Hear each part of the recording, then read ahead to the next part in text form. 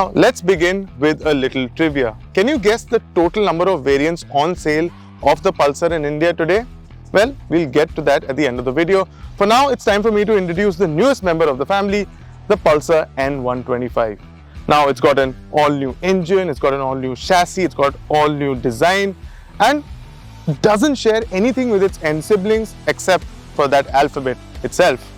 Now, this goes up against the TVS Raider, which is hugely popular, and the Hero Extreme 125R. That means it's supposed to be a commuter with sporty credentials. So is it? And where does it fit in the Pulsar model range? Well, that's what we're here to find out today. But before we get to that, don't forget to subscribe to the AutoToday YouTube channel and hit that bell icon to stay notified every time we make a new video upload. So for now, let's find out more about the Pulsar N125.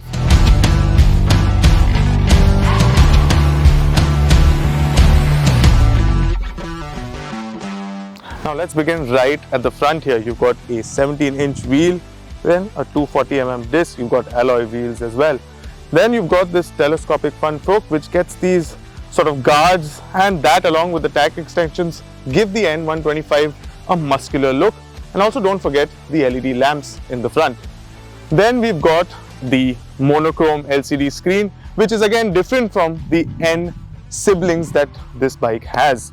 Apart from that, you also get Bluetooth connectivity on the top end variant, and the lower variant doesn't get Bluetooth connectivity. Also, it gets different colors and is priced lower. Then we come to the USB Type A charger and the 9.5 liter fuel tank up here, which can feel a little small, but given the 55 to 60 kmpl mileage that this motorcycle is claiming to give, that should be enough, at least for the city.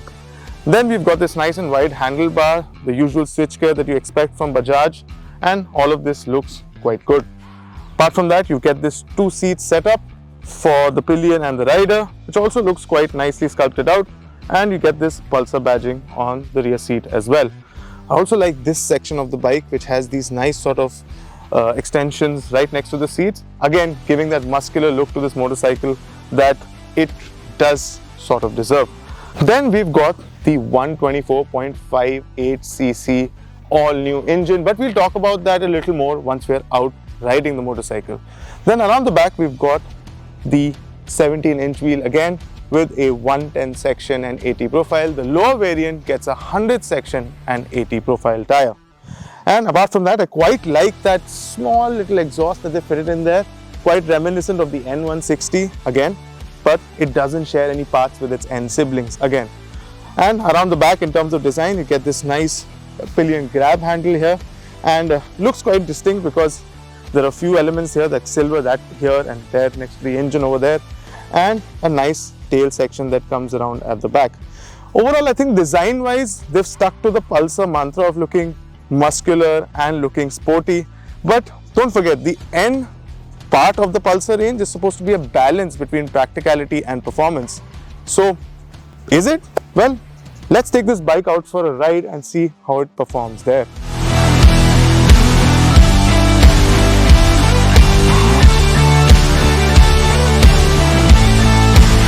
The N125 is powered by an all-new 124.58cc single-cylinder motor which churns out 12 bhp and 11 Nm of torque. The power figure is higher than its rivals, but the torque is mostly at par with other bikes in its segment. Bajaj's focus seems to be more towards providing low-end torque, as the torque comes in as low as 2500 rpm, and that can be felt on the go. One can maintain speeds as low as 25 to 30 kmpl in the fifth gear without having to change down. However, tackling overtakes will need a downshift, and the Pulsar N125 goes through the rev range without much noise, vibrations or harshness. I must commend Bajaj for its work on NVH, and it really does feel better than other bikes in its segment. The front suspension feels absorbent, but the rear monoshock feels slightly stiff. Bajaj claims a 55 to 60 kmpl fuel efficiency figure, which again is respectable. The 5-speed gearbox too feels smooth and slick on the move, but a gear shift indicator would have been a nice touch. The 795mm seat also feels comfortable and friendly for first-time riders, which is where this bike is sort of aimed at. I also love the fact that the N125 gets 198 mm of ground clearance, which is head and shoulders above any other bike in its class. In a country like ours, that is a definite plus. But one thing that's not is the fact that this Pulsar comes with CBS rather than single channel ABS, and the bike squirms under hard braking, which can frighten first time riders. However, Bajaj has set up the new chassis in such a way that the N125 feels playful and fun in the corners, and the 125 kg curb weight only adds to this. But top end performance doesn't feel as strong, and the seat cushioning feels slightly hard for everyday motorcycle use. On the whole, Bajaj's newest baby Pulsar tries to strike an acceptable balance between comfort and performance, but feels more lean towards ease of riding rather than outright performance. But there's always the NS125 for that.